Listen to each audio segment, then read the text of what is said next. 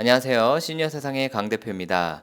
얼마 전 정부에서 확정 발표한 외국인 요양보호사 도입 정책에 대해 안내해 드린 바가 있죠. 일단 국내 대학을 졸업한 외국인 유학생을 대상으로 요양보호 분야의 취업을 허용하는 특정 활동 비자에 요양보호사 직종을 신설한다고 밝혔습니다. 정부는 이제 본격적으로 요양간병 분야에 외국인 근로자가 들어오게끔 문을 개방하겠다는 것, 그런 거죠. 오늘 소식은 이런 정부의 정책에 즉각적으로 반응해서 대응하고 있는 요양 및 간병 관련 기업들에 대한 소식을 전해드리겠습니다.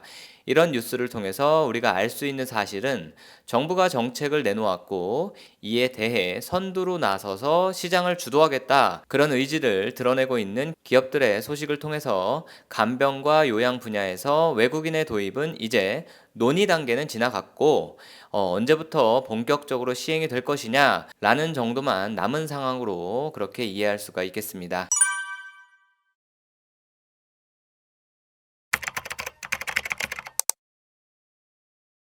실제로 이달 초에 열린 제1회 MPS 포럼에서 장기요양 정책에 대한 문제점을 시사하는 시간이 있었는데요. 이 자리에서 발표된 내용에 의하면 실질적으로 요양보호사가 부족할 것으로 예상되는 시점은 5년, 10년 뒤가 아니라 당장 2년 뒤인 2026년부터라고 합니다. 게다가 보건복지부는 요양원의 입소자 숫자 대비 요양보호사의 비율을 현행 2.3대 1에서 2.1대 1로 줄이겠다는 정책적 목표를 이미 제시한 바가 있기 때문에 이 정책이 실현되기 위해서는 요양보호사의 부족 문제가 해결되지 않으면 정책이 제대로 진행될 수가 없는 상황인 겁니다.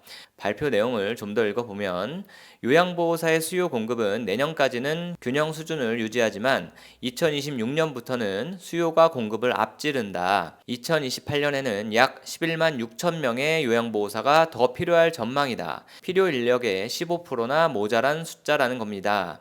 요양보호사 공급은 거의 변하지가 않는데 수요는 매년 4만에서 5만 명씩 늘어나는 탓이다. 우선 요양보호사 자격증을 가지고 있으면서도 관련 시설에서 근무하지 않는 유휴 자격자를 활용해야 한다고 주장했다.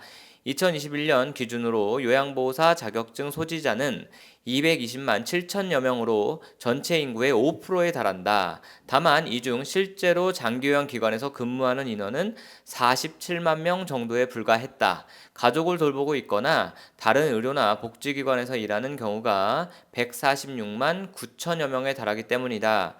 남은 26만 9천여 명 가운데 노화 등으로 인한 자발적 실업자 11만 명과 장기요양 수급자 및 환자 5만 6천 명 등을 제외해도 상당한 유휴 인력이 존재한다는 분석이다. 유휴 인력을 끌어들이는 것은 물론 신규 요양보호사의 유입을 늘리기 위해서 처우 개선이 시급하다고 강조를 했고요. 결론적으로 이렇게 노력을 해도 국내 요양보호사 유입만으로는 요양보호사 수요를 다 채울 수 없기 때문에 다양한 경로를 통해 해외 인력을 유치해야 한다고 주장을 했습니다. 자, 이 부분에서 아주 중요한 내용이 나왔죠. 결국은 국내 요양보호사의 유휴 인력을 끌어들이더라도 외국인 인력이 없이는 상당수의 요양보호사가 부족하다는 결론을 내고 있습니다. 현재 이러한 상황이기 때문에 정부는 발등에 불이 떨어진 상황이고 실제로 요양 환자를 둔 가정이나 기관을 운영하는 분들 또한 인력 수급이 앞으로 큰 난관이 될 것이 확실해 보입니다. 그런데 이렇게 정부의 정책이 확실히 발표가 되면서 발빠르게 움직이는 곳이 있는데요. 바로 요양 서비스를 제공하는 기업들입니다. 더 정확히 이야기하면 우리가 흔히 보는 요양원이나 센터 등이 아니라 기업형으로 요양 사업을 하고 있는 회사들을 이야기합니다. 바로 이틀 전인 7월 20일자 기사인데요. 어르신 간병할 사람이 없다. 베트남 향하는 실버 산업이라는 제목이죠. 케어링이라는 기업과 케어닥이라는 기업, 많은 분들이 한 번쯤은 들어보셨을 겁니다. 케어닥은 주로 간병 분야에서, 케어링은 방문 요양을 시작으로 최근 주간보호센터까지 사업을 확장시켜서 전국적으로 장기 요양 사업을 진행하는 기업이죠. 이런 기업들이 정부의 정책이 발표되자마자 발빠르게 외국인 돌봄 인력 양성과 국내 채용을 연계하기 위한 밑작업에 들어갔다는 소식입니다.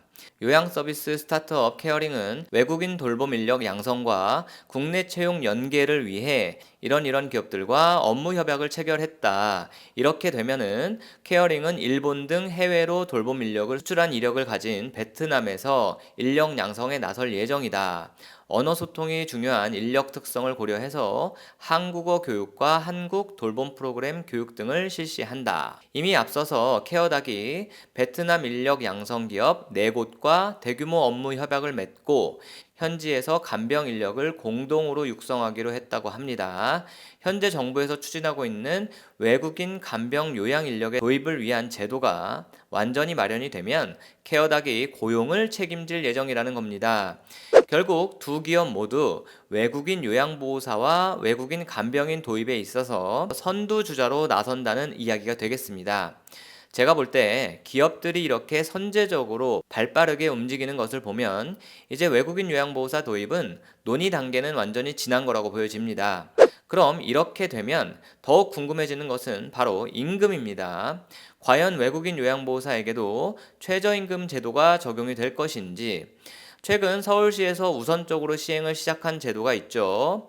바로 필리핀 가사도우미 도입 제도인데요. 그런데 임금은 국제노동기구의 차별금지 협약에 따라 최저임금 이상을 지급해야 한다고 합니다. 외국인이라도 임금을 차별해서는 안 된다는 것이죠. 그런데 사실 이 부분이 논란이 많습니다. 과연 외국인에게도 내국인과 별반 차이가 없는 임금을 지급하는 것이 과연 맞는 것인지, 내국인의 일자리가 결국 외국인에게 넘어가는 결과가 되는 것이 아닌지, 그리고 사용자의 입장에서도 임금에 큰 차이가 없는데 과연 외국인 요양보호사를 고용하고자 할지 이런 의문이 듭니다. 이제 사실상 방향은 정해진 것 같고요. 앞으로 쉬고 있는 내국인 요양보호사와 앞으로 자격증을 취득할 신규 요양보호사들이 현장으로 나와서 일할 수 있을 만한 당근을 얼마나 어떻게 제공해 줄 것인지가 궁금합니다. 자, 앞으로 관심 있게 지켜보아야 하겠습니다. 오늘 내용은 여기까지 하겠습니다. 시청해 주셔서 감사합니다.